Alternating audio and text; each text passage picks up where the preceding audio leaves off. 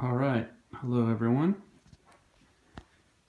and a little bit of an exciting announcement here. After I've been talking about it for quite a while, I finally have at least part of 1980 through 2016. And by at least part, I mean I at least have the book or the jacket. But there's really only a few that I'm missing any piece of. So, first thing I want to do is I thought I already showed this, but then I looked and I didn't see anything about it. So if it is in another video, I apologize, but I don't think I've done one since I did this. So I went to an ABA fair in California out here, and I picked up a very, very nice copy of the 1969 winner, Shulevitz.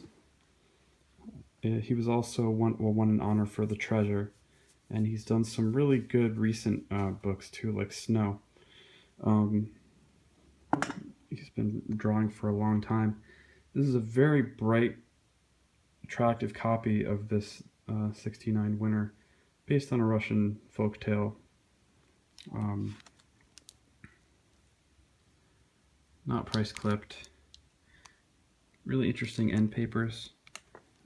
The illustrations probably wouldn't pass muster today. I think often as you go back, you'll find some different styles of illustration that have fallen out of favor a little bit. But personally, I really love this kind of style. I mean, look at the complete lack of a background in a lot of these. I feel like that wouldn't go over well with a picture book editor these days. This sort of white background. Very simple, strong. Farr, Straus, and Giroux have done a lot of famous books over the years. $4.95 is the correct price if you're ever looking for this book. I believe, I don't remember if this even has a year. Oh, that's right, it does. And I believe that's what the title page looks like of all the first printings. It's not signed. I think I'll be able to get a signed copy in due time. It shouldn't be that hard. What's really hard is finding one with this quality of a jacket. There's really only a few other things to mention, actually. I had picked up a copy of The Lion and the Mouse, and the copy that I did get, I'm going to put this down for a second. The copy that I did get was from a seller who I trusted, and the copy that they sent me was actually not incorrect. It was it looked very similar, and actually the book was correct, but the jacket was the Scholastic edition, not the first edition trade, which has an ISBN area like this, and it doesn't say the Scholastic edition on it there. Jerry Pinkney is one of the few black children's book illustrators that's really well known. I don't remember if he won a different year. I think he may have won a couple honors. I don't remember if he won. I can't believe I don't know off the top of my head. But really, really, really beautiful. I mean, this is one of the more beautiful end papers that's ever been in the Caldecott winner right here. Not price clipped. This is I guess this would be the 2010 winner, if I'm reading this right. There's his signature, big, bold signature with the date there. I mean, these are some amazing drawings. I'm not the biggest fan of the palette, I guess, used in here. It's a little too brown for me. But even then, I can still delight in kind of how amazing it looks. He was a very well-known artist. I'm sure there's many print copies of this, so even though it's the first printing, as you can see, not incredibly difficult to find, fairly cheap in fact. And I kind of saved it partly because I knew it wouldn't be that hard to get. And two more to share. The 91 winner, David Macaulay's Black and White. He's more well known for his, ironically, his black and white books about historical architecture. The first book I read of his was Castle, which I think came out in the late 70s. It won the Caldecott honor, I believe. And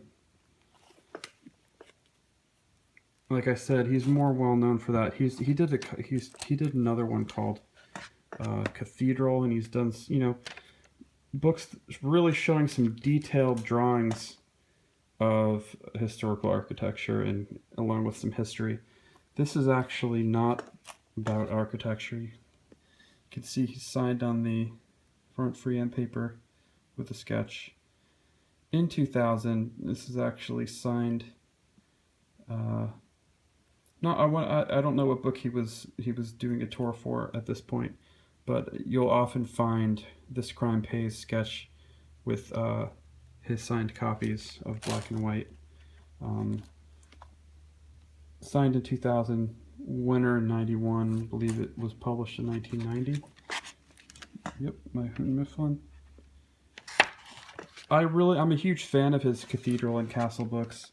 Not a huge fan of the drawings in this book.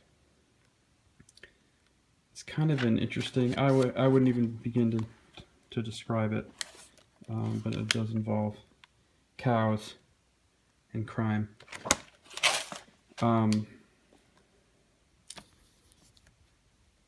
Not the most perfect copy of this jacket that you could find, but this one's not faded on the spine rather, which is rare. It seems like every time I find a copy, the spine is very faded.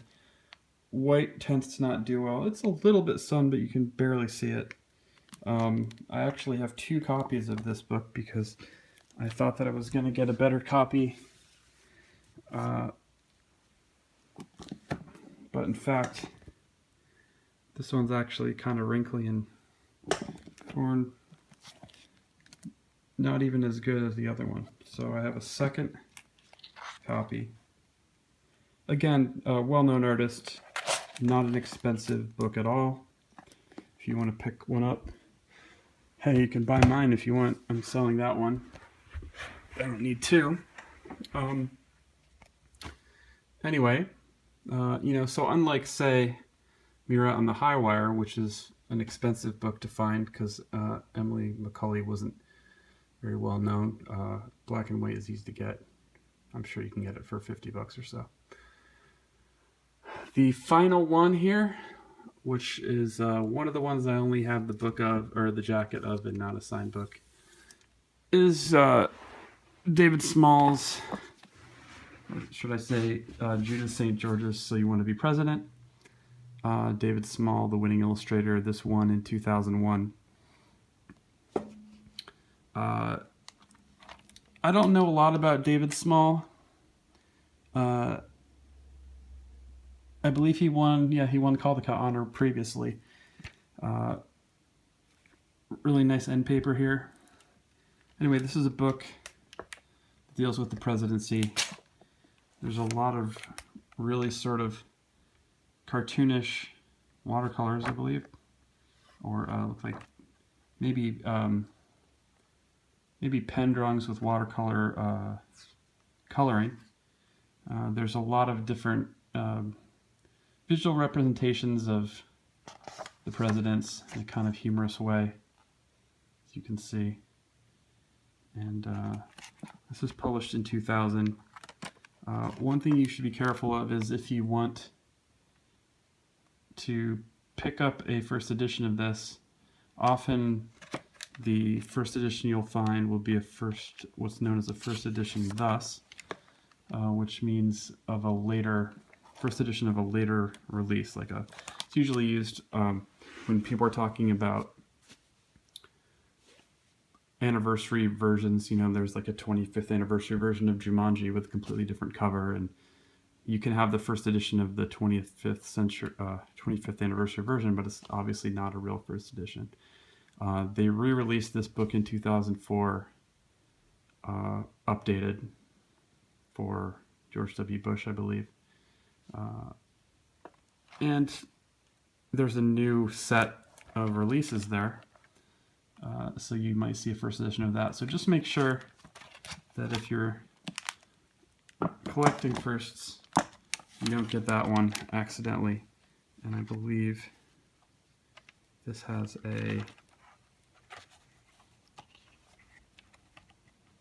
rear title page. It does. And it'll have a stated first impression there on the back page. So I plan to get a David Small signed version soon, but I don't see one right now. They have popped up, so I don't think it'll be too hard. Anyhow, that finishes, for the most part, this period of time and adds another to the beginning with Fool of the World. I don't believe I've got anything else. I'm not sure if I mentioned John Klassen's or Sarah Pennypacker's Pax, which John Klassen illustrated, but it's a really good book if you're interested. And I just did it to continue on my way. Getting everything Klassen has done.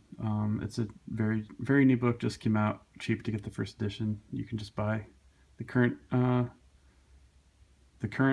printing that you could get on Amazon is probably still the first. So that's about it for now. I'm not sure when I'll be able to get any more books. I'm not going to do another video for finishing up some of these partials that I have in here.